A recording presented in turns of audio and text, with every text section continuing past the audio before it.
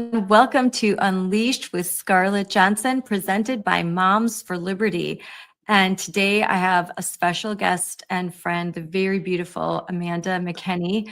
Across the country, parents are asking a very simple question: who is really in charge of raising our children? Mhm.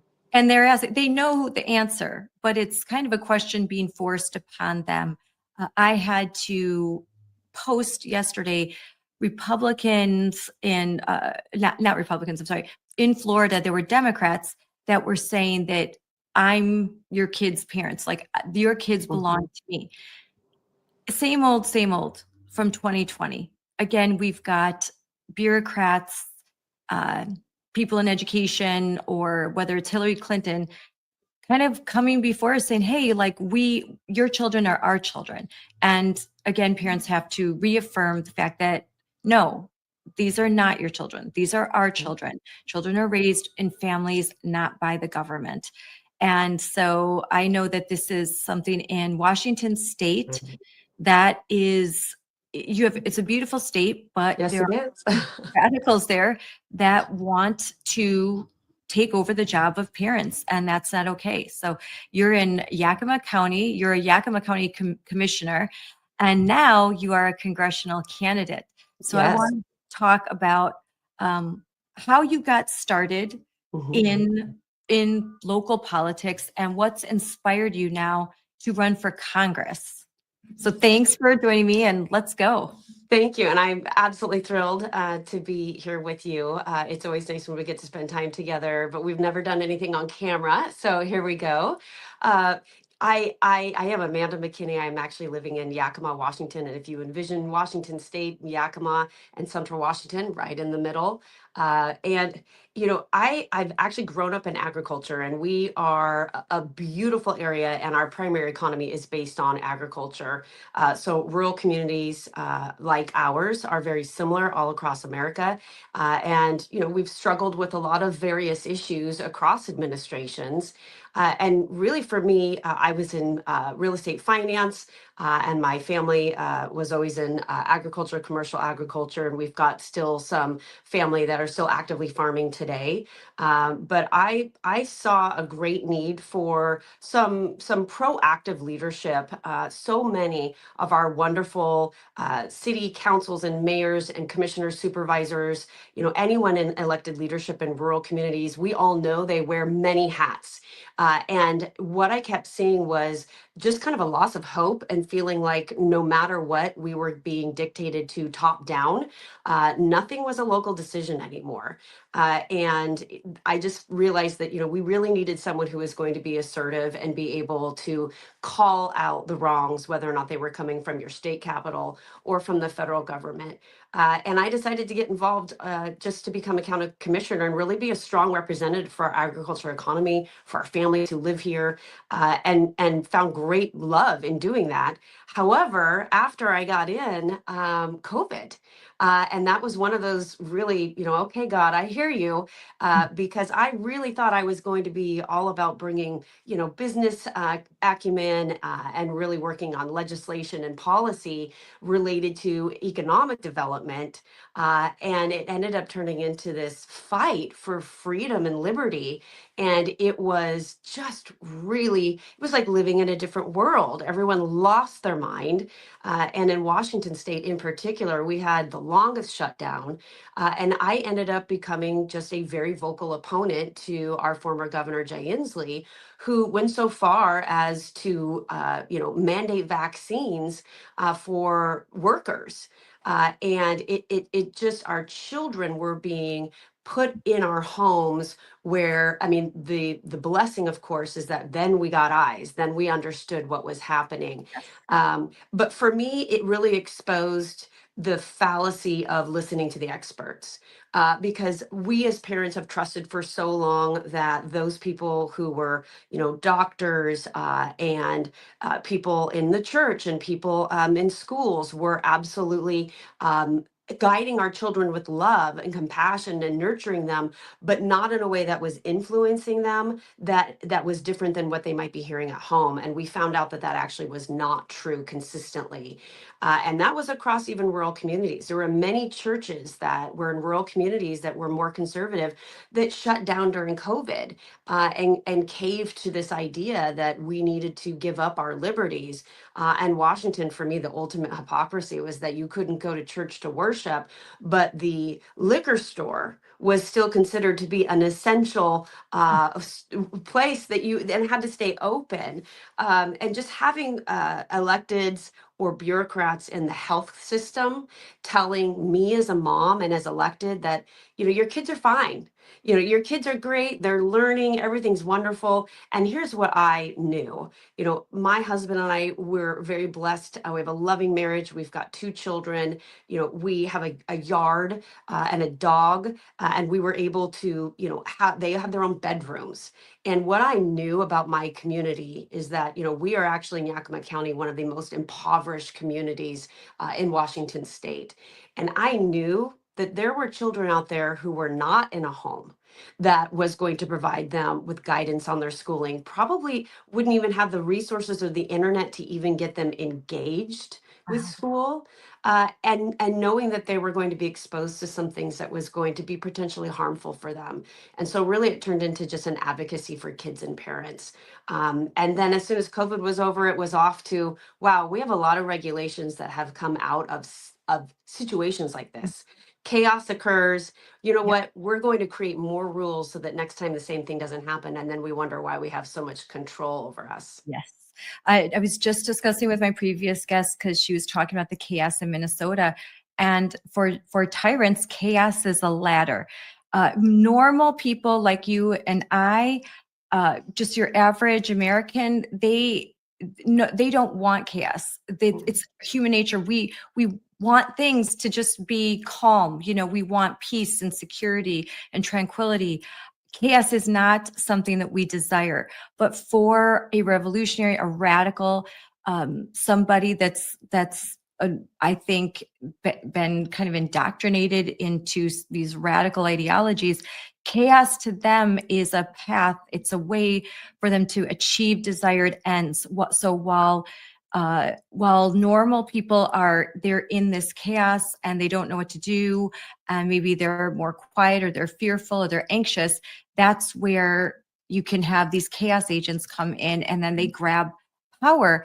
And then when the dust settles, you look around and you've lost rights, things have changed, and things don't snap back. No.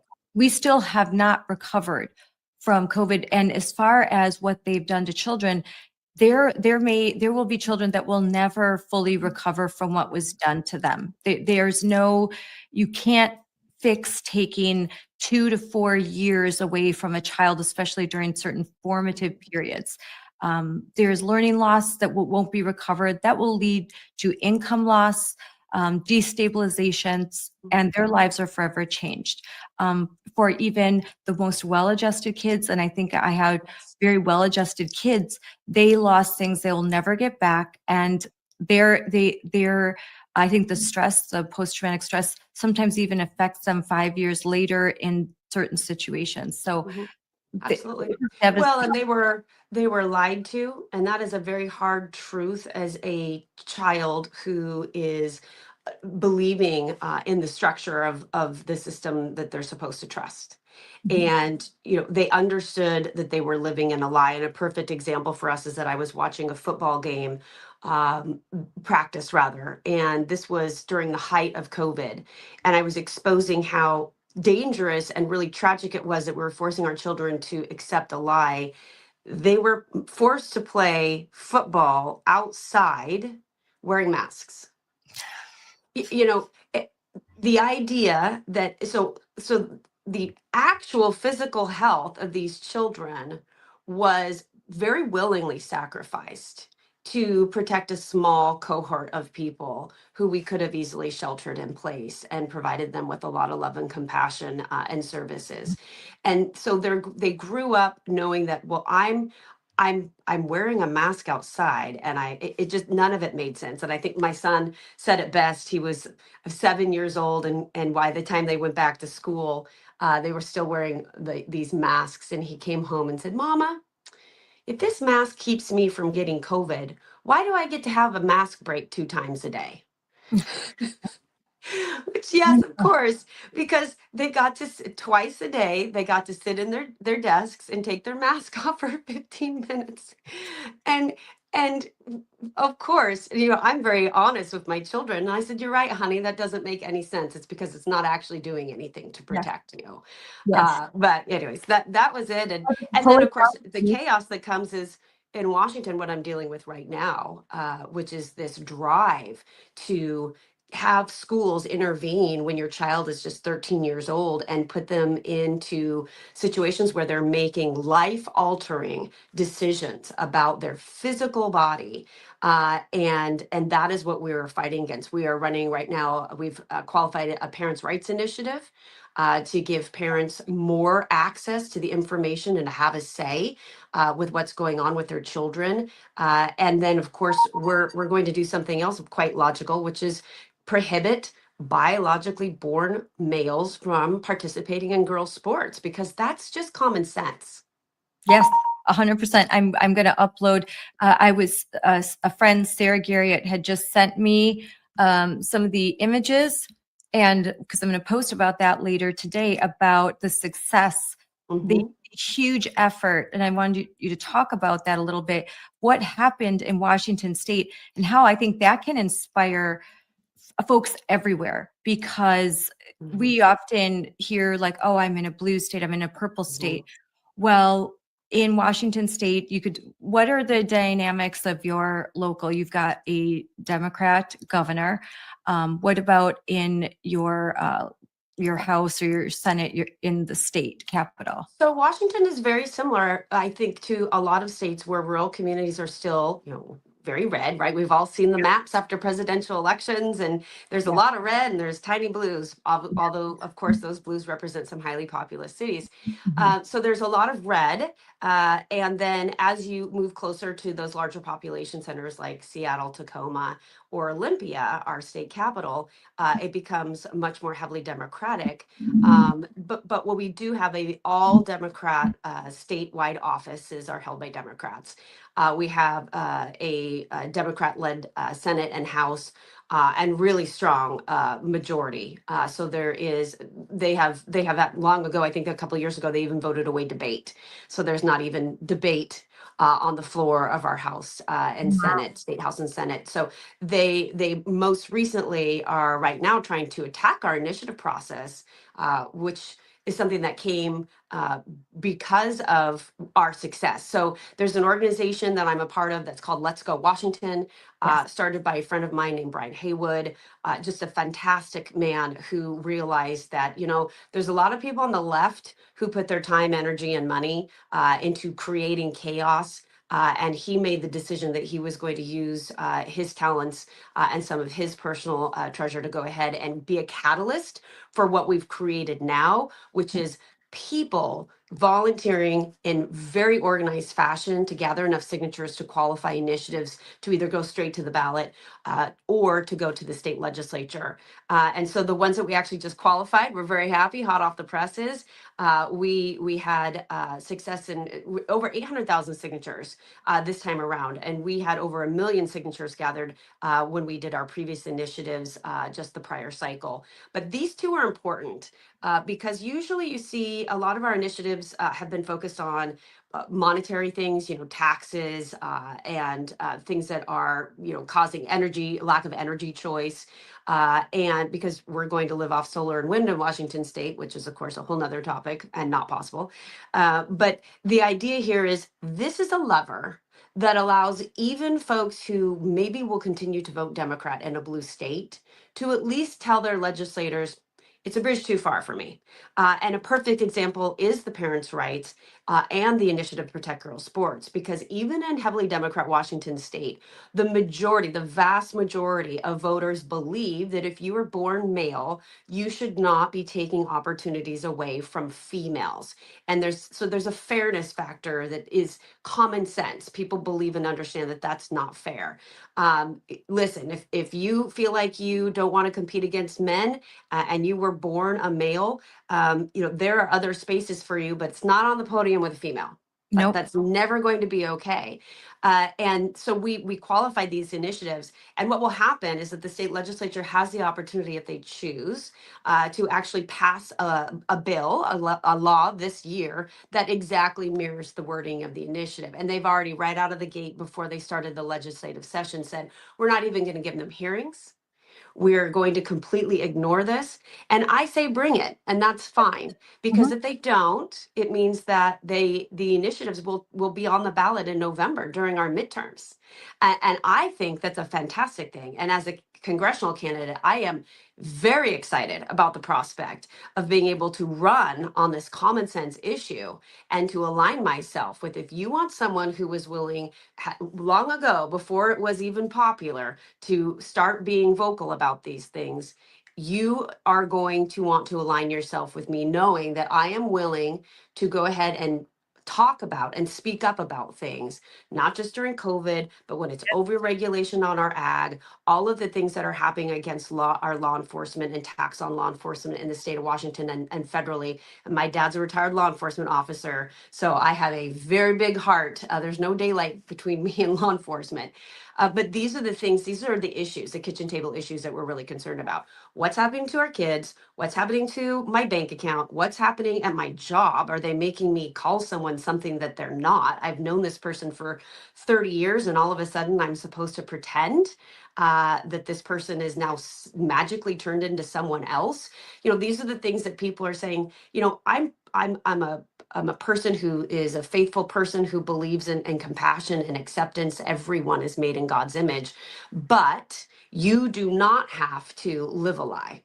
And I think that's where a lot of people have finally said that this is too far. And our initiative process has been hugely successful because it's allowing people to pull the lever and say, this is too much for us. And I say that as hope, as you just indicated, because there are people who live in a blue state. Find out what your initiative process is. And this is a perfect example, because every state has it differently. It's a perfect example of unity. There are a lot of different shades of red, and we all know that in different communities.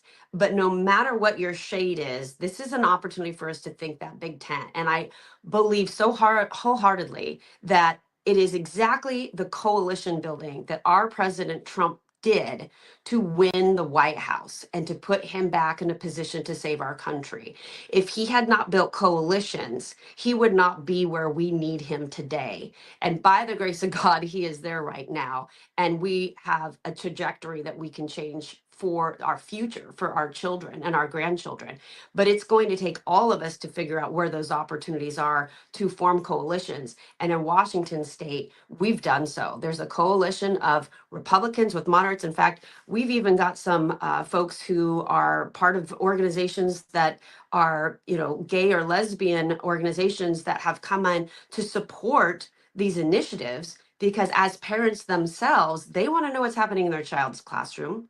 They understand that it can go both ways. You have the right to parent your child. You have the right to tell them, the things that your faith and what you believe in, and to know that it's age appropriate, and to know that there isn't someone who's undermining you as a parent. Those are basic tenets that parents of all stripes and polka dots understand. And even with the female sports, it's just something that you cannot actually look at the podiums when you see them and not feel just a bit of shame for where we've allowed this to get to, because we shouldn't have allowed this. And it's one thing to look at the young women on the podium standing next to these men, but I always like looking in the audience. Yes. Because who's watching? It's the younger brother or the younger sister who idolizes their older sibling. and has seen them sacrifice and looks at the tears streaming down the face of their parents and other adults, and seeing adults accept a lie and not do anything, and the confusion that that causes for our children. And that's for me where this is a hard line. We need to restore the faith that we understand right and wrong, and we can provide order, as you said, and not order at the sake of giving up our liberties. We are obviously, Republicans, and our platform are very, very much rooted in the tenet of liberty. And that's why we have so much dissent, where on the Democratic side, you don't see that as much. Yeah. But it really is important that we show our children we absolutely know the truth. Yes. And there's always the Chesterton's fence. Sometimes there's a fence put up to protect and also to prevent something. You never know. You can't take things down just for the sake of taking them down. That's not an act of liberty to do that. That sometimes we have fences up to protect the people we care about, the things that we love, and this revolutionary impulse to just tear things down. Oh, that's something standing in the way.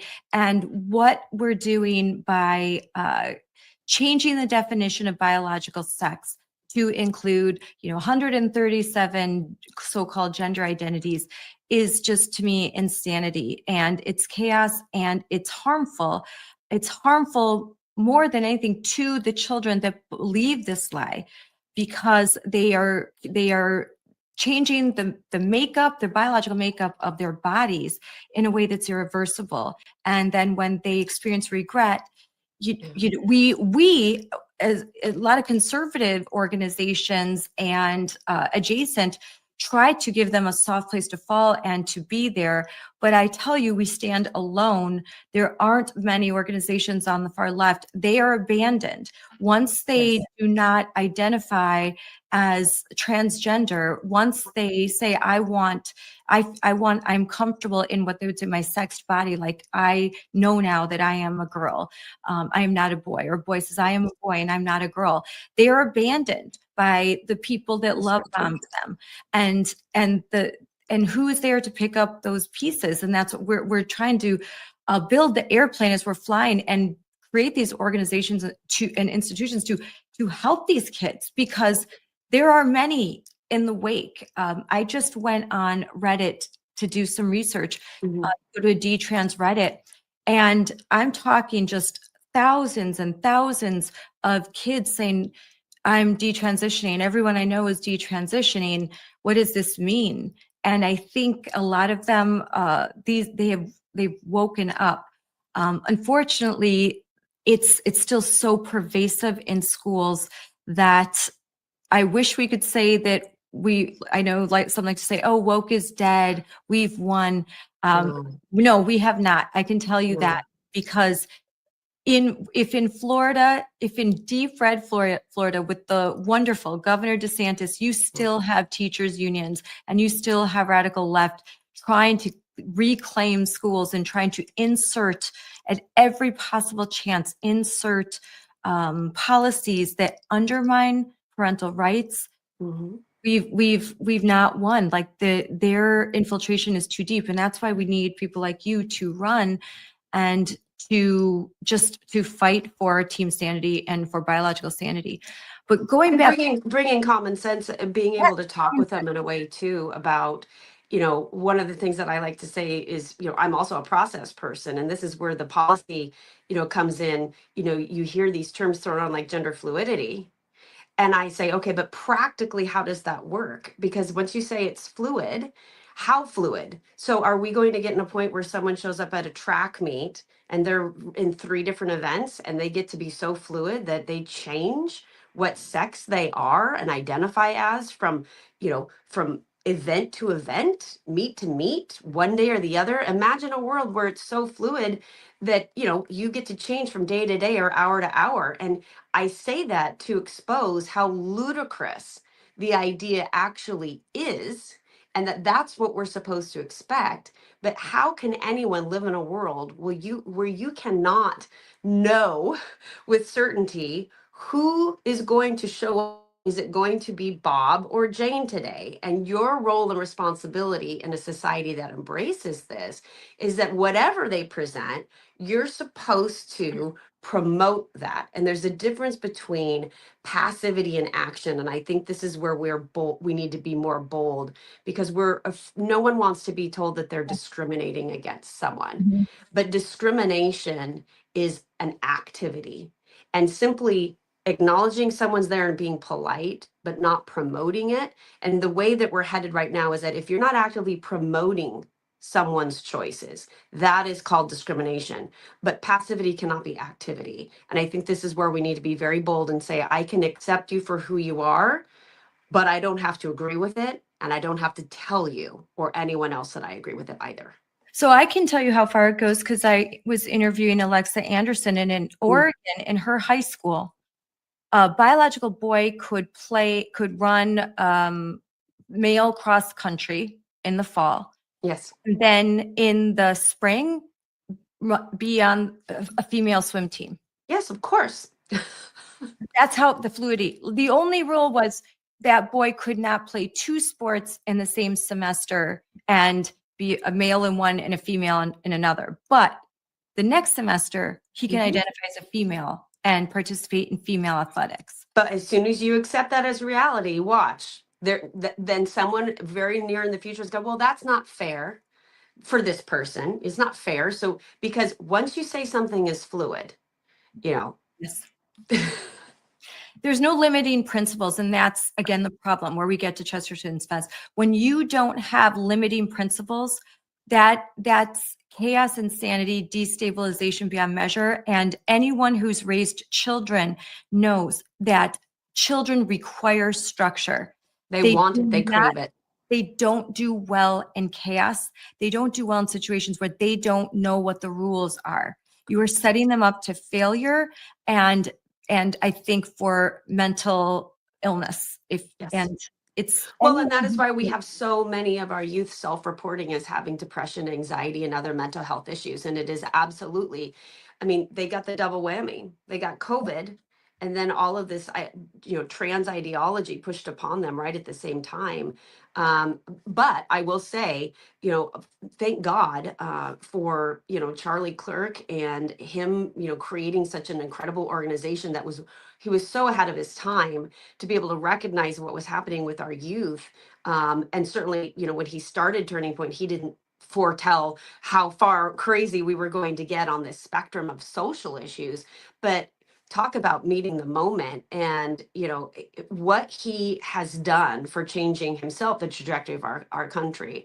I do believe that he will absolutely go on and live on as one of the most consequential, pivotal people in our American history, because of the awakening of the youth and letting them be able to say, no, we're participating. And we've seen this, we saw this in the 60s, but when you energize the youth, and certainly we saw the activation of the youth vote, but he was also very clear, it's our responsibility to still meet them. We can't just say we've got them converted. No. They still want to see that there are reasons to be hopeful about America and the American dream. And our role and responsibility is to continue to meet them where they are and show them that, yes, this is something that is worth fighting for and believing in. This is God's country, but you have to be a part of it rather than fall into the despair and the chaos again, because right now that's where society's trying to push them. Charlie Kirk said, I once reposted his quote with the image of our former HHS secretary. And nightmare, I'd like to forget, but he was right when he said, first you have to tolerate it. Okay, you tolerate it. Yes. And then you have to, and where a lot of us were like, oh yes, of course, like tolerance, but that doesn't mean, no, then you have to acceptance. And you're kind of feeling a little more uncomfortable. Okay, I'm accepting this, I guess, because I want to be nice. I don't want to be mean. Then you have to celebrate it. Then it's you just, you can't just tolerate. You have to celebrate. And then finally, you have to participate. The demand children participate. And he was 100% right that you had to He and I, we had our last conversation we had, I was on his show, and we talked about a 200-pound biological boy in Wisconsin who was allowed to leer at young girls in the bathroom because he identified as a woman, and he did. I don't want to talk about the things that he did while he was watching about them, but you can imagine. I'll try not to. And Charlie had said this is probably one of the worst stories he's ever heard. And so I was on with him for 2 segments talking about this. And he said, like, this is where adults have failed these girls, and where he once used to think, okay, let's have some accommodations. He was once for accommodations, but then when he realized what was happening, and it's what I realized what was happening, that the bathroom that was supposed to be the accommodation, that's where all the girls had to run and hide and crowd and try and change because the boy had taken their entire space. So you may try to do all of these things, but in the end, you have to recognize that some of those on the far left, they won't stop till you're celebrating.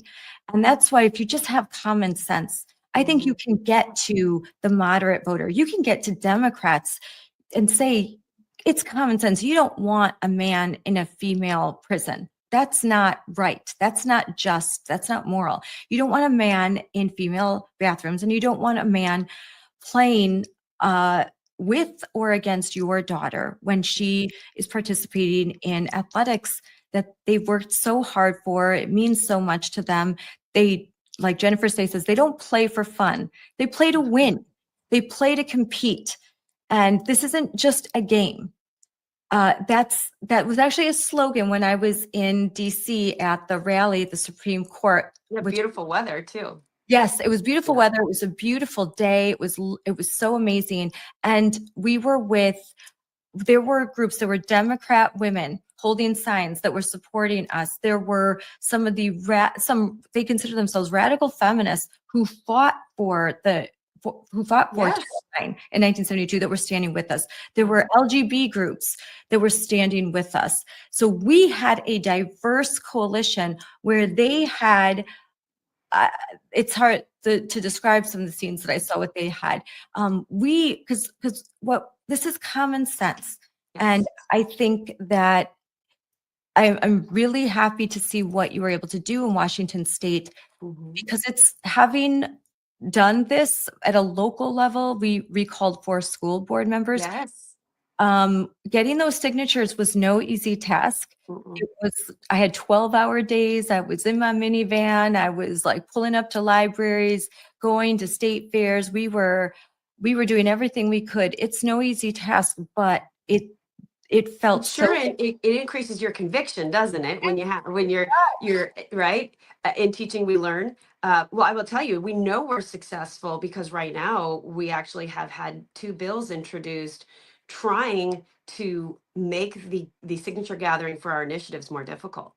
They're wanting to impose a $5,000 fine and up to 364 days in jail if you cannot prove the chain of custody of the little sheep that you were in charge of, which of course is absolutely meant to intimidate the average voter.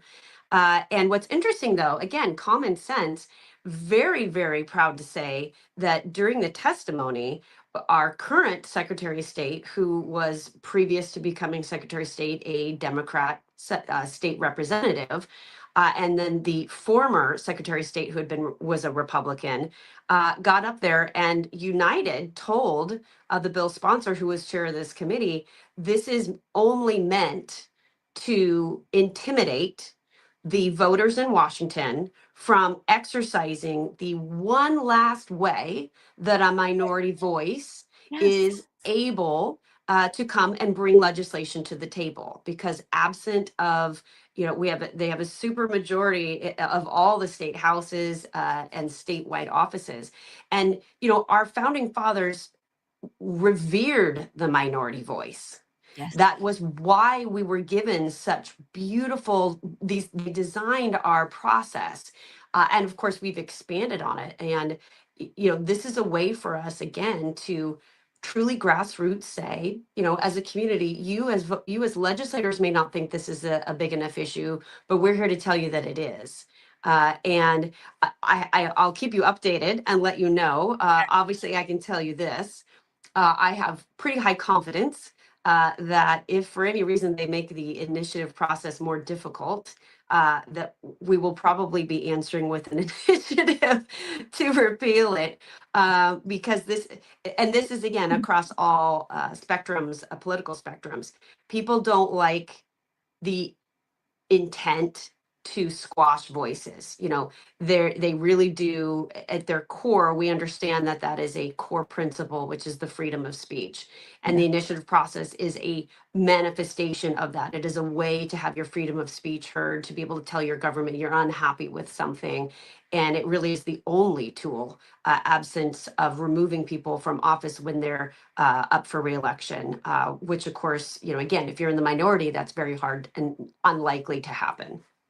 You know, if they did something like that, I would venture to say that you would have attorneys lining up to take that case, including folks that are not conservative at all. I believe that there would be those who would call themselves Democrats, that because even Trump during the whole process, he had Jonathan Turley. Mhm. There were people that were like, listen, I'm not even voting for him, but I'm standing up for the constitutional process, and this is not the way our judicial system is meant to work. Imagine what the public would have thought about that if you didn't have Turley, or if you didn't have some of these other stronger voices, who, as you say, who were typically maybe on the opposite side of the political spectrum. You know, Alan Dershowitz. I mean, he was on there a lot, right? And not someone who came across or was ever a particularly, you know, Yeah. Republican-based core conservative. Um, but imagine where we would be and where President Trump would be now if it weren't for those people who were willing, despite their political alignment, to say something about what was happening in the weaponization. And I will say, that's actually one of the primary focuses of my congressional campaign, is the weaponization of our state and federal governments against the average person. You know, President Trump has endured, but he had the resources to be able to push back and fight. But if you're someone with the full force of the government coming down you, and it's between losing your family farm and complying with something, even though you know that it isn't legal what they're asking you to do, that's when most people give up, and they either comply at their own expense or they sell. And you know, that's one of the reasons why we have such a significant loss in farming and ranching across the United States, which quite frankly, food security is national security, and we should all be very concerned that our federal government and state governments are making it.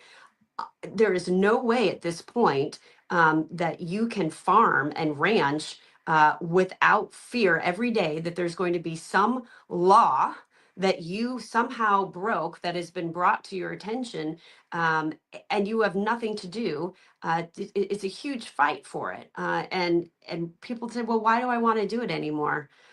And we're losing that hope and Yeah. optimism. And I think especially in the American West, when the American West starts to move away from all of those things that make us rugged and raw and beautiful, that is a very deep concern for everyone, no matter where you are in America. If the West falls, that is a troublesome thought. Yes. So we're talking about the culture wars, but you're running for Congress in Washington State.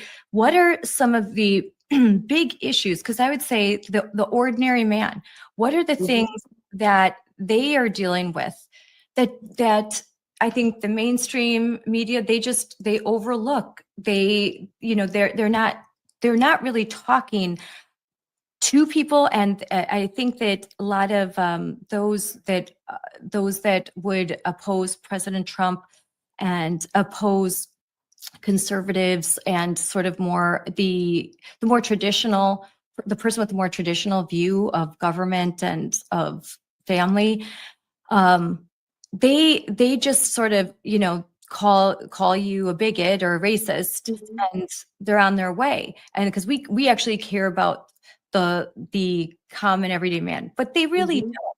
What are some of the issues that aren't talked about as much that you see people dealing with, that they're struggling with? You know, it is, it's this acknowledgement that government has become so top down. And I'm not even talking about just the whole, deep state bureaucracy.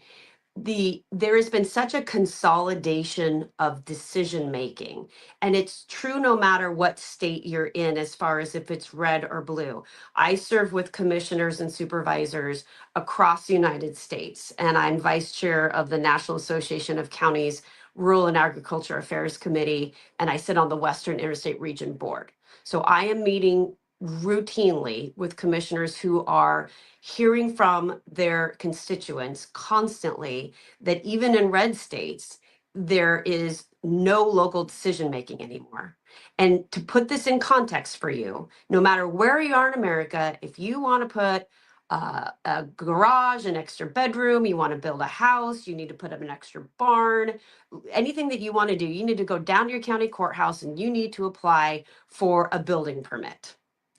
And what you might find out is that, well, someone else who previously owned your property did something without a permit, and now we're aware of it.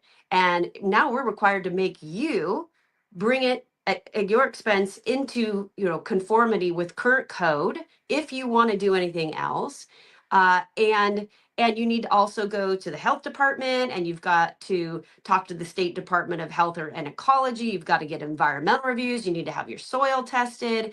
And all of a sudden, your little, garage that you were going to put up is $60,000, 2 years in, and a lot of headache. Yeah. And you're talking to the person you went to high school with who's telling you this wonderful news, and you say to this person, why?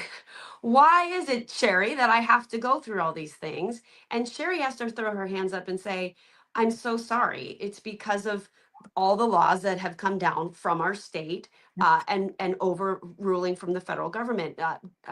Justice Gorsuch has a very simple but wonderful book on this, Overruled. And it really states very plainly that we've just stacked on all these rules. And so it's this sense that you can live in a red community and you are still bogged down by the power of government. That's the point. And so for me, I've had very large success working within the National Association of Counties policy, which is what guides what we advocate for in Congress. Again, building coalitions, which was one of the things that we're targeted with in Central Washington, is rural communities having our agricultural land converted to large solar and wind projects. And it's very troubling for many reasons. It's a tax burden shift on our taxpayers, and it's a natural resource issue, among others. But I was able to present to commissioners from across the country that we should be advocating for local decisions, because again, even blue states and red states were dictating to their blue and red county commissioners and cities, you're going to do it this way. Whether you like it or not, this is where this is going to go, and overruling what people on the ground wanted to have their community look like. And I'm not talking about, well, we'll just give you a vote in a meeting. Completely eliminated. And I had success in simply saying to some of my Democrat partners on the other side, don't you, at the end of the day, you may want these big giant things in your backyard, or you may think they're wonderful, but at the end of the day, you want local control. So do you think that it's fair that you're forcing upon rural commissioners to not have a say at the local level about these decisions? Because I'm advocating not just for me to have a choice, I'm advocating for you to have a choice. And I was able to get the policies changed for that reason. And that's just being very pragmatic, right? And being able to understand what people's motivations are, what is their desired outcome, what is their preconceived outcome, and what are they not knowing is going to be an unintended consequence that they will themselves feel down the road. And I can highlight that for them and have them go, okay, I understand. And it's still preserving their right to have exactly their backyard look the way they want it to, but not forcing it on someone 2,000 miles away. Yeah, I mean, I just think regular people, when you just talk to regular people, because most people are not very political. I mean, they're just not. They are not viewing the world through the lens of they may vote a certain way, and lots of times that has to do with Or they're not voting. or they're not And voting. They're just not that voting at is all because the voting is so low, and it's terrible. And I think this it really is at the root of what we're talking about, which is this sense of my vote doesn't really matter yep, anymore anyway. yep, no one's listening to me. What doesn't matter what I say, my opinion isn't going to matter. They're just not. But that it's so important. I mean, local control, not just the states' rights, but people having the voice and feeling like that they are heard, and that these rules aren't disseminated from people that don't understand. They don't understand the area. They don't understand the economy, the culture. I kept thinking as you were talking of a scene Did you from try to build Landman. something and apply for a permit? No, I was thinking of that scene from Landman that's hilarious, Oh yeah. where he's with the young pretty lawyer who and all the windmills, and she's like, oh, green energy. He's like, there's nothing green about this energy, and he kind of just lays out the facts of this is what don't whatever you do, don't try and convince yourself that you're morally superior. It may be necessary, but there's nothing green about what we're doing here. Like, and you can have your ideas about oil, or you can have your ideas about the way you would like the world to be based on your Ivy What Tower you've been fed. professor. This is how it should be. Like, oh, I have this like beautiful idea, but then there's the way the world really works. And especially when it comes to natural resources and land, farming, all those things, like it can be subject to just so many forces out of your control that the real experts are the people that live there, that have They will farmed. always be. They will Yeah. always be the people on the ground. Mhm. Uh, and that is absolutely, one of my core goals. It's been what I've been advocating for as county commissioner, not only representing my county, but Washington state counties and then rural communities and counties across the nation, is exactly that, which is that I'm not interested in going to Congress to add to the over, 300,000 federal laws and rules. Uh, I am actually there because I want to see us start dissolving this bureaucracy in a way that actually defers local decision making. And we already have the framework for it. Another piece that I had go through our National Association of Counties was just a resolution saying all counties are calling on Congress to really require the federal agencies to follow the American Procedures Act, the APA. We have these things, which, by the way, I would really love to see that amended even further, because it's been several decades since it's been looked at. And the idea, though, is that we have mechanisms, but like so many things, people didn't show up to a meeting. They can't get a quorum. All of a sudden, you start to have proxy votes, and the next thing you know, oh well, that county doesn't show up very much, so maybe we don't need to have county voices, or we don't need to have city voices, or we don't need to hear from the irrigators. And it's because the people, like we're talking about, are so busy running their lives, and so we've just eliminated them completely from the conversation when Mhm. decisions are made. Mhm. And I think that is where the rebirth of our nation needs to come from. It must come from people understanding that you're going to have to start showing up to meetings that are boring, and they're, in the middle of the day, and you might have to work your schedule around there to do it, or it might be at night, it's going to be on a weekend. Look at your planning commission. Be a part of your planning commission, be a part of your noxious weed district and your irrigation district. There are so many small special taxing districts, and I know there's been a lot of focus on school districts and school boards for all the right reasons, There's county but boards. there are other very, very impactful. If you did nothing else right now upon listening to this, but you went and Googled what boards and committees have vacancies in your county and in your town, you will see why we're having a problem, because there's vacancies, and the people who are showing up might not necessarily be telling someone like me as a commissioner, yes, we as a planning commission, we are members of the community. We believe, commissioners, that you should make this land use decision. And we have to rely on, in part, what they're saying. And if that is a room full of people that don't think the way you do, then you better do your darndest to get on that committee. And it isn't just school boards, folks. It really is. There are so many integral, vital pieces to how your local government works. And your electeds are desperate for you to participate. We Yes. really are. Yes, if you've gone to a county board meeting, a county executive board meeting, there's even library committee meetings, like they can't find people they have to just appoint, because people don't even run, and no one shows up.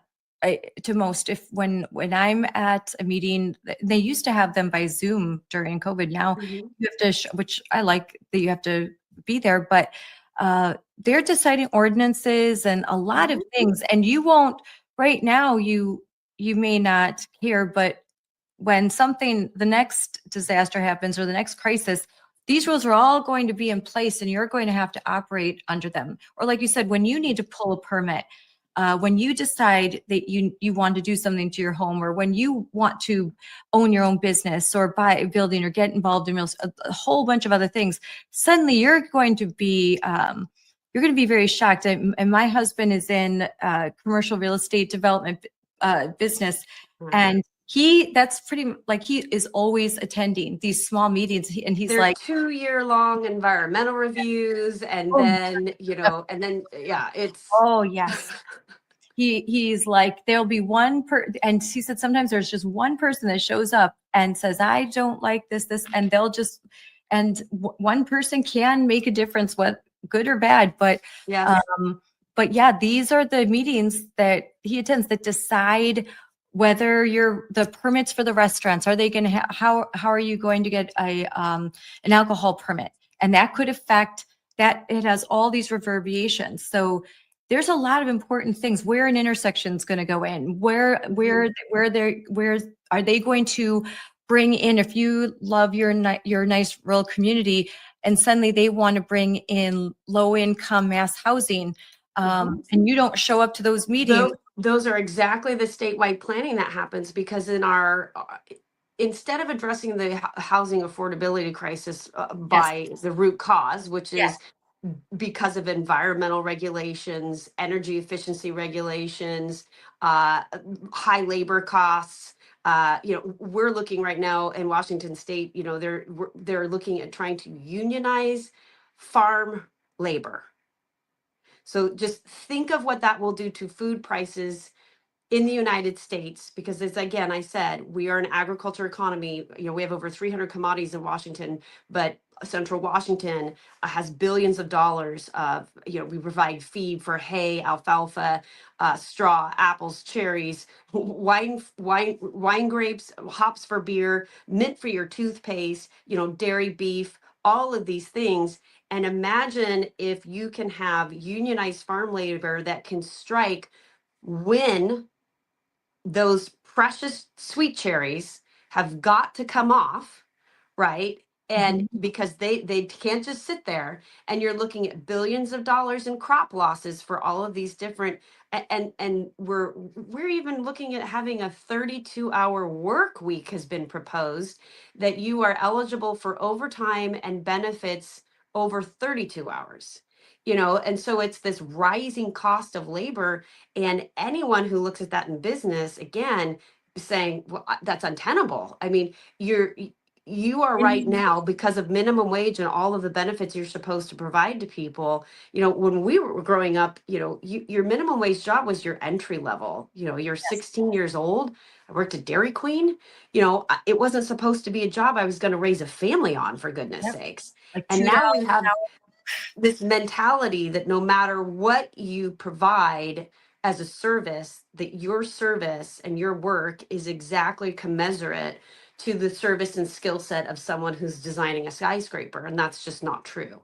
No, and it doesn't. Equality is not equal outcome, right? No. If you have an education and a skill set that allows you to provide a very valuable service, that is why you are paid and compensated more. But if you are at a basic skill set level, that's why you have a lower, your input to the value of the economy is much lower. But here's the fun part about America.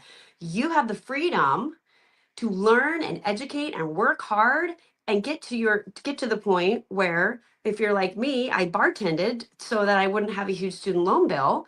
And when I was able to go into banking, I understood finance, and all of that is because I realized that I wasn't going to be able to afford my own apartment. I actually needed to rent a room. Yeah. And imagine that. We have this idea that everyone, should have a white picket fence, and this little slice of heaven right out of the gate. And we've bypassed this because it's an instant self gratification. I deserve this because of who I am. And I think that also by not working and having to sacrifice personally for some things and be a little uncomfortable. I mean, we all joke about eating top ramen in college, but the reality is that college students right now are ordering DoorDash. Yes. Right? It's a lot different. I mean, I remember pooling money together so we could get a pizza delivered. And And they're so, getting there, and that's the problem with even with the student loan crisis, is that you want to go into education and you're taking out $100,000, $80,000 a year in debt, going to a boutique college out of your state. No, if you stay in-state tuition, and that's what we've said to our kids. If you're going to get your schooling out of state and it's going to cost more, then you have to look for scholarships. You're going to have to get a job, and you're going to have a really good reason that school has some unique, something unique to offer, that you're going to go out of state. And the way that what I saw with my kids, starting with my oldest son, college counselors are just like, oh, look at this cute college. And I'm like, where is that? In the middle, it's back then, 2017, $80,000 a year for I've never heard of. And that there's a lot not included in there. And they're like, well, don't worry, because he can get these subsidized loans. And, I feel like it's like market up. And they're borrowing, they're encouraged to borrow more, not Yes. just for the tuition, right? So To live. they're living versus, having a job, even a part-time job, which I have always found that, I worked while I was in school, and it made me better Yes. at time management. Right. And it certainly kept me, from probably going out and wasting more money doing things. I wasn't able to go off and go to concerts and do these things because I was working on Saturday night. But it provides you this level of focus, and it makes you hungry, and it gives you drive. And I absolutely credit my dad for instilling in me the drive that I have now to serve, which is because at the end of the day, I am driven to be extremely effective. Yes. I like efficiency. I like effectiveness. I like to have as many positive outcomes as possible for the time that I invest in it, and that drive and determination is what I think that we could really do more for our elected leaders, not just in Congress, across the spectrum. But finding people who are hungry to produce things is very hard now. And so I think that's the thing is, for people who are supporting my run, they have seen me as someone who is hungry to produce things that benefit the community, and come along with me. Let's produce this benefit to the community together, whether that's through volunteerism, through business, and now in public service. So if you are looking at candidates in your area, look for someone who really comes across, who's driving to produce some things and wants you to be a part of it. And who wants to solve problems, solve if a low income, solve that problem. What's not do the let's rob Peter to pay Paul and throw money, and knowing that problem's only getting exacerbated. The more government gets its hands into things, the more money the government vote, the worse things get, the higher prices go. That for people to you've got that finance fund, and I was raised luckily by my dad, who was a Marine, but he explained these things to me, and I was the first generation to go to college, actually the first to graduate high school. And so education was prioritized, but education wasn't I wasn't sold to me from my parents as an experience. It was, Yeah. it wasn't supposed to be so I could, live my best life. It was, I had to work 3 jobs. You get your education so that you can live your best life when you're in your 30s, 40s and have children and not have to struggle the way we did. And that's what we're doing a disservice to our children if we treat all these stages as you're just supposed to have. We want them to have fun, but that's not the goal. Well, The and we've got a college age daughter who's just graduated, and I will say it's we're very proud of her, but it is going through what is now a cultural shift, which is that college has become more or is billed more of as an experience. Mhm. And I do think that is something that I mean, and I just want anyone listening to know. I mean, we're there. We've been through it. We understand. We've got young children too. And yes, you have your certain value sets, and you have what you hope for your children. And at the end of the day, they have free will, and once they turn 18, they make decisions. And while they may not have picked the school that you wanted them to pick, it's you do want to have them live their life. But I think it really is a cultural thing that has been shifted, that my parents didn't have to fight with that, because at least it was still, when I was choosing to go to college, it was still very much, oh, you're going there for an education. That Yeah, was the primary focus. And now it's shifted more towards this experience. And not everyone views it that way. no, and I But think that it's actually changed. I think the kids, because it's very different now with my 16-year-old and my 19-year-old, maybe it was COVID, maybe just kind of the shifts, the turning, like the decadence, then the next generation's just different. But my kids they're looking at everything like, I'm not going into a debt. Where do I get a scholarship? This is what I want. How am I going to get there? I want to be in college a limited amount of time. What do I want? I love, you're and right. Our son they're 9 years apart, and you're right. It is so what different. his idea is completely different than what hers was, 9 years previously. And Yeah. you're right. Because there's now, especially because of COVID, we as parents have been talking more with our Yeah. kids and with other adults and our parents, their grandparents, about these issues. And I know that our son has picked up on that. Absolutely, we talk about it. And yes, his idea of what his future looks like after high school is not that, oh, I'm going to college. He's got ideas and dreams of what he wants to do, and he definitely wants to keep learning, but it's definitely more of the learning aspect. And maybe it's AI too. And that's Mhm. something you'll be dealing with, I think, in Congress. Yes. It's a different world. 9 years ago, what was AI? No one knew. Now our kids know what it is. And I think even if they're teenagers, they're thinking, what am I going to do that is different, that can't be done by AI? So trying to navigate the reality, what's Well, happening. and understanding, I think they know that it's going to be harder for them to discern what reality is. That's a good point. It's which really speaks to what we started at the beginning of the conversation, which is, well, what is real, what is truth? And now, out of all of this tumultuousness that we've experienced as a country, and really now globally, we're looking at AI. And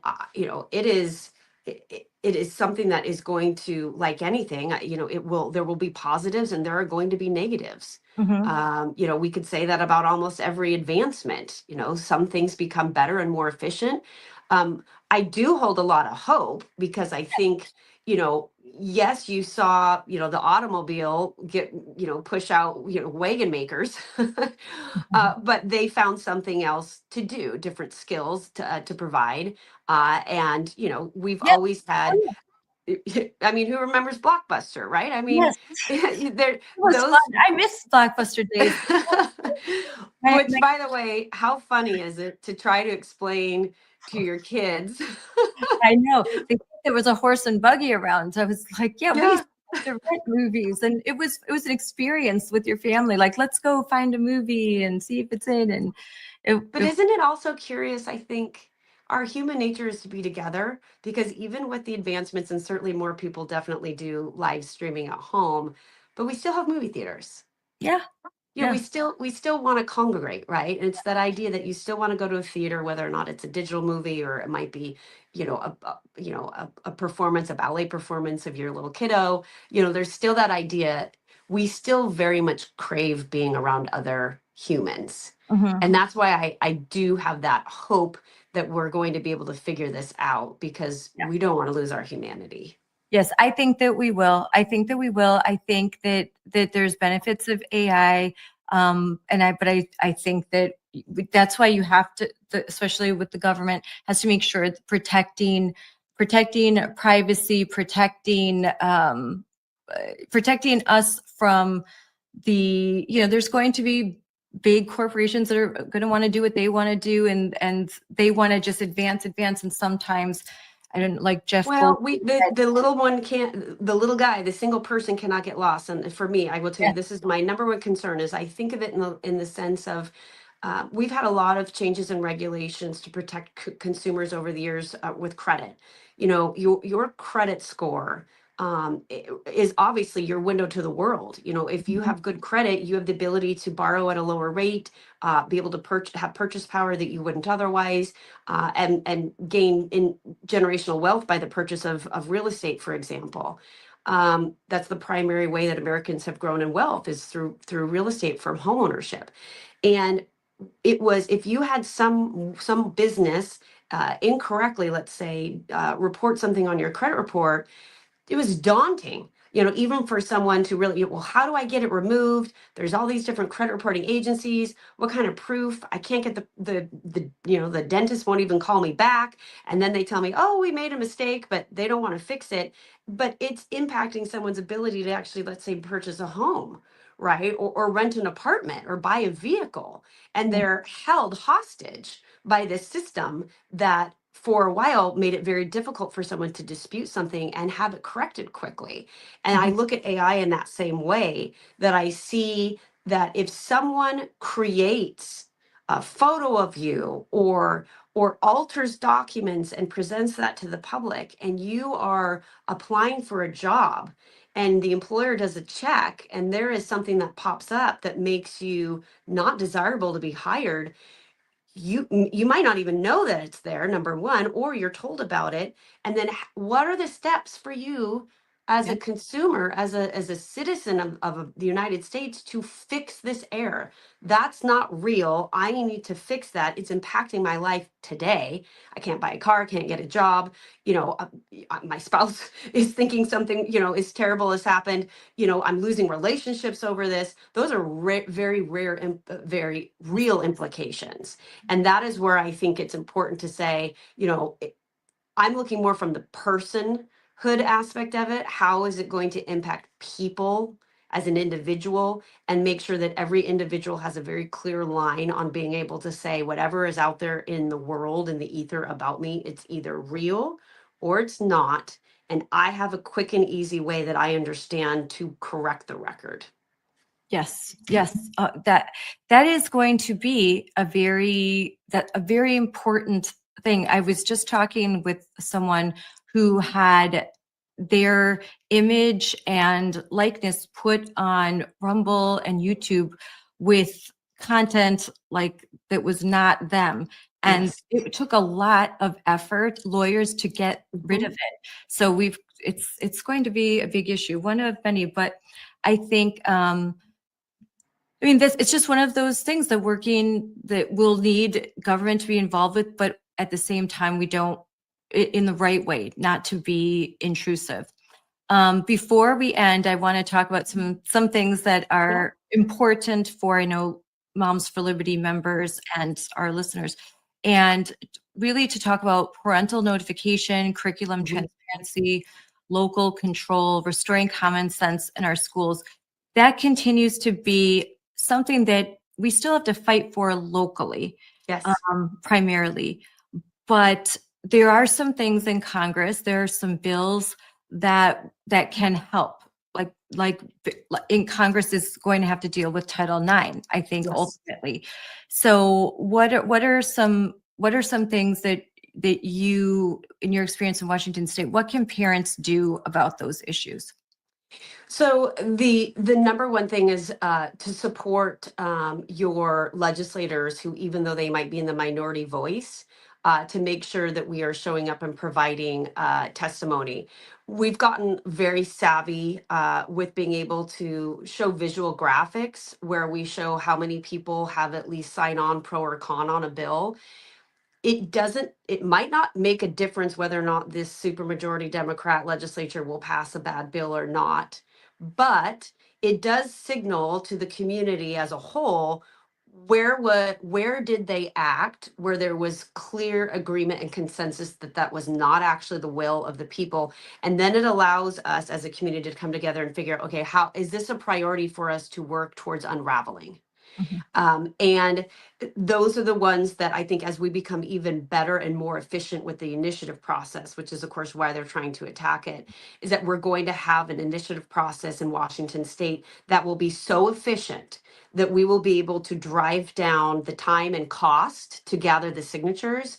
And so we're envisioning that we'll be able to have multiple initiatives every year. As soon as they close their session, they're going to be answering for the bills where they ignored the consensus of the people. So I think that's really critical. So finding a way to make sure you weigh in. I think that, we all are guilty probably at night of, looking and scrolling, right? Mhm. Maybe just take the time to look at, go to the state legislature's website and look at the bill summaries, because our legislation session the state session is right now, and look for bills that just look at what their summary is. And then you can actually so easily click on it and say, I'm just adding my name. You're not signing up to testify. You're just adding my name as for or against this. And then we get these great pie graphs. And then it allows us, when we're testifying, those of us who are able to go take the time to testify can say, 12,000 people have said that we don't want you, Governor, to be able to appoint a board who can remove our duly elected sheriff. We Yep. don't like that idea. And 200 people said yes. And by the way, it's no one who likes law enforcement. So those are the things that allow us to know when we're on target about the things that we're wanting to work to repeal. And then the other thing I already mentioned, which is that it isn't just school boards. There are boards and committees all across your county that we need you to be there, because we have vacancies, and every bit of the planning that goes into those meetings, and they're not flashy, they're noxious weed, they're pest control, they're conservation districts, and all of these things that we have within our local government. And actually, why are they there? They were there because we actually knew we wanted so much local control that we wanted our neighbors in charge of our weeds. We wanted neighbors in charge of mosquitoes and bugs. We wanted neighbors in charge of dust abatement and roads. We wanted neighbors in charge of where we can have our cattle graze in unrestricted areas, deciding those borders. Think of all the things that our founders and the people who came to populate these areas, especially in the West, they knew that it was better for their neighbor who had cattle to decide where the cattle should go Mhm. versus Olympia or whatever state capital where you live. And so just absolutely go and be on a committee and a board for something that just sounds really unfamiliar to you. But I guarantee you there's a vacancy there, and you will learn so much. And it's an easy way to get engaged. And quite simply, America needs more citizens engaged. Yes, we need more citizen engagement. And I think there was a lot, and now with COVID, I think people forgetting, and just like forgetting how bad it was, it's slipped back into apathy, and we've got to just continually just get involved at the local level. Join your local party, join your local school, or go to the school board meetings.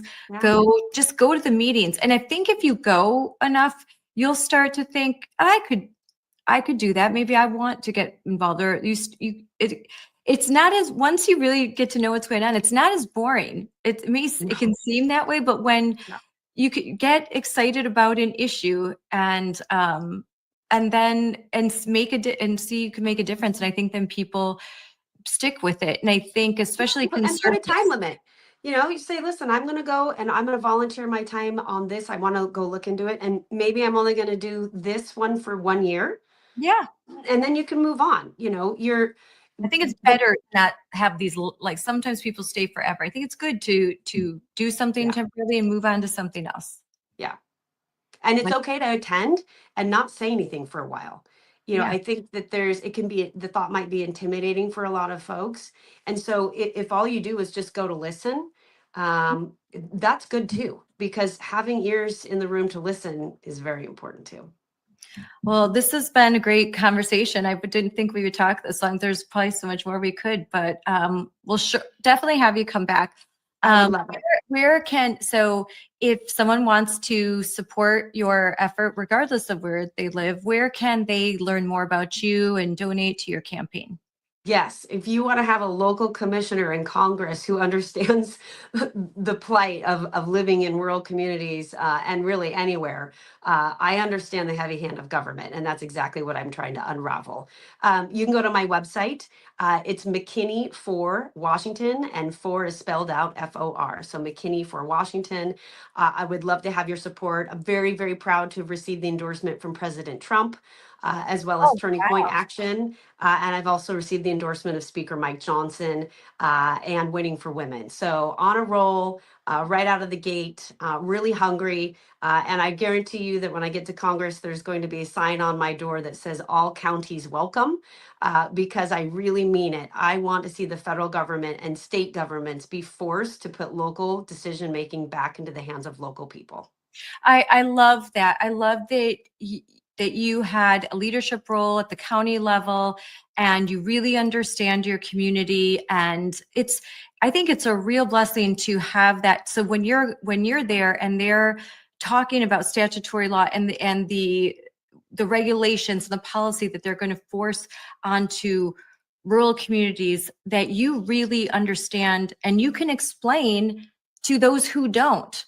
To someone, if they're from Milwaukee, Wisconsin, and they don't, you could say, oh, hey, whether they're Republican or Democrat, here's the unintended consequences of what you're going to do, and you're not going to like it. You're not going to achieve the end you think you're going to. And that's where bipartisanship is good. Looking at it from I understand and know that most cities and counties don't have software that's provided to them for any of the mandates that they're supposed to perform on behalf of their state. I understand that a lot of rural counties are still having part-time sheriffs and part-time clerks, and they Yes. are still doing paper applications to do a building permit. Those are the realities of rural America right now. And we can have all of these laws and rules, but when there isn't an easy system, and one, by the way, that's provided to rural communities because they don't have money in their general fund to go Yep. spend $1 million on some kind of software that's going to allow them to implement the new building code laws that the state and federal government have decided to impose upon them. So I understand the lack of ability for operations to be efficient and effective for the people on the ground. They're grand ideas from above, but implementing them is not something that local communities have been able to do successfully. And I know that because wherever you are right now listening to that, your number one complaint is your interaction with your city and county government, knowing that it has nothing to do with the decision that they made or have any control over. Yep, 100%. So that's a great message. Everything at the end is local. It is, and we want it to be because it's hard to petition the federal government. It's at least even with a congressman, they have an office and they are around more. But then it gets harder as you go to senator, and then you get to the federal level. And it's a lot of work. You have to really band together to make a dent to get noticed. That's why our founding fathers had the ingenious plan that we should have local government should be prioritized to the state and the federal. And we just become too top heavy, and we need to decentralize as much as And it's a volume. So think of it this way. Our first representatives, when our country was formed, had about 34,000 citizens that they represented in Congress. As a county commissioner, I have nearly 300,000 people. Wow. So think of it volume wise. So if you don't feel like your voice is being heard, it's because your voice is one of so many more who Yeah. are trying to knock on the door of these representatives. You can only have, I mean, think of it, they're getting emails and phone calls and text messages. They need to read the bill. It's a lot of information. That's why I always joke that, I work 25/7. I find that extra hour every day. But that is why it's so important. And that to me is the highlight. And it really pins the point to why I believe so strongly that federal government's role right now, and my role in Congress, is to be driving decisions back down, because even county commissioners and city council members are representing more people right now, likely, than the average congressional representative when our country was formed. And that is why we have to make decisions locally, because the giant cookie cutter from high above, it never worked. It wasn't for our core principles of our foundation, but it actually practically isn't working, and we've got to fix it. Amen. Well, thank you so much, Amanda, for coming on, and thank you for having me. Moms for Liberty, and you coming to our events, and you guys are amazing. You gals. guys, you guys, that's Western. So, you guys means girls, and right, it does. Wisconsin. Well, no, your work and all of your supporters. You are a joy to be around. Every time we are at an event together, I love knowing, and we really are. We band together, us moms. Yes. And we've had some powerful successes for our country, and I am very excited for all the successes that are going to come. More moms in Congress. Yeah, I'm very excited to see that us moms that started to get involved at the local level, the most local level, that there's a whole bunch of us that haven't left it, and we're elevating, we're taking on different positions, and we're running for not just school board now, for state legislative offices, for those county commissioner offices, and then going to Congress, and next it's going to be Senate, and who knows from there. So, and it's great, because there are so many women on the far left that feel this sense of duty to run and make change. And I'm delighted to see that there are more women that are more traditional and conservative that feel the same way. And I do think that there are many battles that only women, that we're the only ones that are going to be able to win these battles, because we were made for such a time as this, because they're men, they're in certain territories where men do not have the impact that we do. And we as moms and as wives, as daughters, as mothers, we're going to have to suit up, put on our armor, and we're going to have to win. That was an amazing conversation with Amanda, and I wanted to play her endorsement at Turning Point USA AmFest, America Fest. That was December 19th. It's great. So let's bring this up and let's watch. We'll find out. You're going to find out real soon. My name's Tyler Boyer. I'm the CEO of Turning Point Action.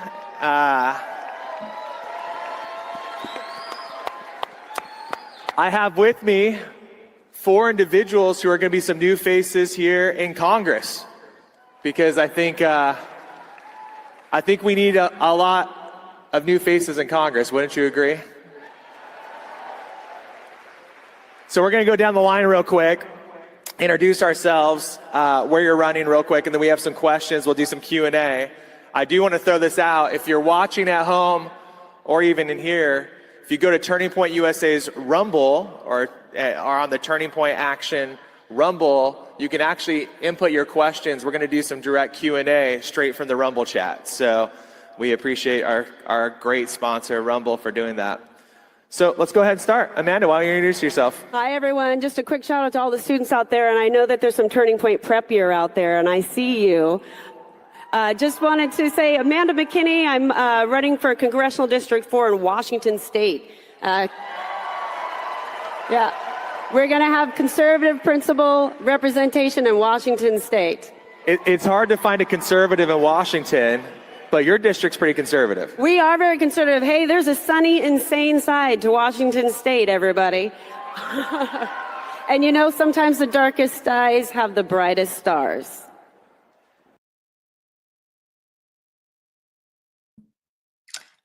That's great. She looks so beautiful. That was wonderful. And there she received official endorsement from Turning Point USA. And I will put that in the chat so that y'all can watch that. And again, talked about this ballot initiative and amazing. And you can see here, this ballot initiative, Let's Go Washington is the organization that helped to organize 1 million signatures. Wow. And this would protect women and girls in their sports. So that's awesome. That's amazing. And there are some Moms for Liberty leaders that were instrumental in getting that initiative passed, not passed yet, but getting all the signatures for that initiative so it can get on the ballot so that those in Washington can vote for sanity. And it's amazing. I want to talk more with them. I'm going to post more about this too. So great things happening and a lot of hope. I hope everyone walks away with a lot of hope and a fire in their belly to participate in local government, whatever level you're comfortable with, but just attend, show up, get to know what's happening in your local communities, in your state, and don't think that you can't make a difference. Even in the state of Washington, look at, they're conservatives, they're common sense people, and they're making a difference. They're not just saying, oh, I'm in blue state, trifecta, nothing I can do. There's always something that you can do. And there's always a way that you can fight back and that you need to fight back. 100%. I also wanted to share, here is the website where if you're interested in learning more, you just go to McKinney, like her name, McKinney for Washington.com. And here you can learn more about her.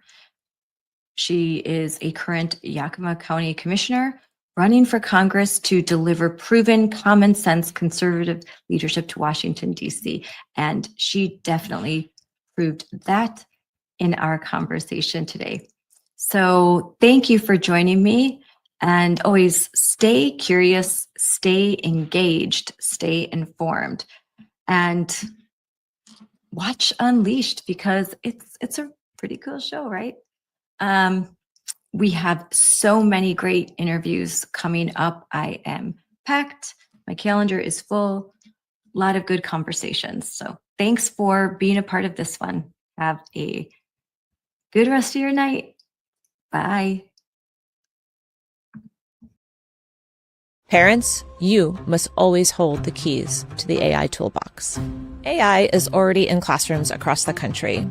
Millions of teachers are using AI in various ways. They use it to grade papers and to streamline their workload. They use it to create individual learning plans for students. And students are already using AI too. They're using it for research in the classroom, and some are using it to create new technology and use it in innovative ways to advance their learning. It's really exciting to see what's happening. Truly, there's also a downside to having AI in the classroom without any guardrails. We hear stories in the news already across the country, and parents are testifying that this is happening. Parents who say character AI is also pushing dangerous content to kids, and at times acting like a digital predator. These companies knew exactly what they were doing.